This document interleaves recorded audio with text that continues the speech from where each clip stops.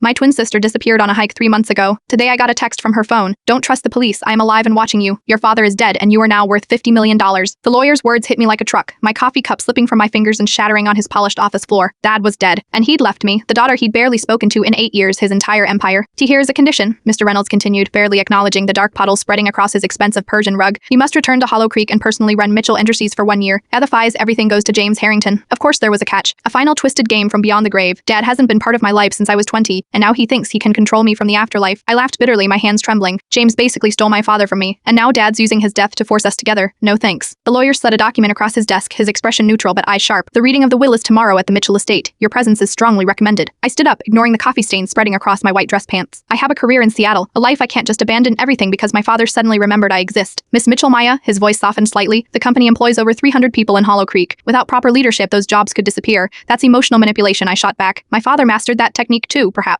He placed another document on top of the first. But here is something else. Your father left this letter for you to be read only if you initially refused the inheritance. I stared at the sealed envelope, my father's bold handwriting spelling out my name. My fingers itched to tear it open, but I resisted. Fine, I'll attend the reading, but I am not promising anything beyond that. 24 hours later, I found myself standing in the vast living room of my childhood home, surrounded by familiar mahogany panels and the faint scent of my father's cologne. Various business associates and local dignitaries filled the space, their hushed conversations falling silent as I entered. James Harrington broke from the crowd, his salt and pepper hair and tailored suit exuding the same confidence I remembered. At 55, he looked barely older than when he'd arrived in Hollow Creek 15 years ago and steadily became my father's right hand. Mia, he said, voice thick with practiced sympathy. We all miss him terribly. I accepted his handshake with cold civility. I am sure you do. His smile faltered slightly. He spoke of you often. Strange. I hadn't heard from him in nearly a decade. A petite brunette appeared at James's side. You must be Tenipsh. I am Ellie Davies, your father's executive assistant for the past 3 years. Her warm smile seemed genuine. He kept her achievements framed on his desk. Your college graduation, your MBA, even that business journal cover from last year. My chest tightened unexpectedly. Dad had tracked my career. The thought was both comforting and infuriating. The lawyer cleared his throat and the room quieted. We're gathered today to honor the last wishes of Harold Mitchell. As Reynolds read through standard legal preamble, my mind drifted to the last time I'd seen my father. I just turned 20 home from college for Christmas. We'd argued bitterly about my decision to accept an internship across the country rather than joining Mitchell Industries. Dad had insisted I was throwing away my legacy. I'd accused him of trying to control my life. James had sided with my father, of course. Harold only wants what's best for you, he'd said smugly. One day you'll understand. The next morning I'd packed my bags and left. Dad never called. Neither did I. The lawyer's voice yanked me back to the present. The majority shares and control of Mitchell Industries as well as the family estate and personal assets totaling approximately $53 million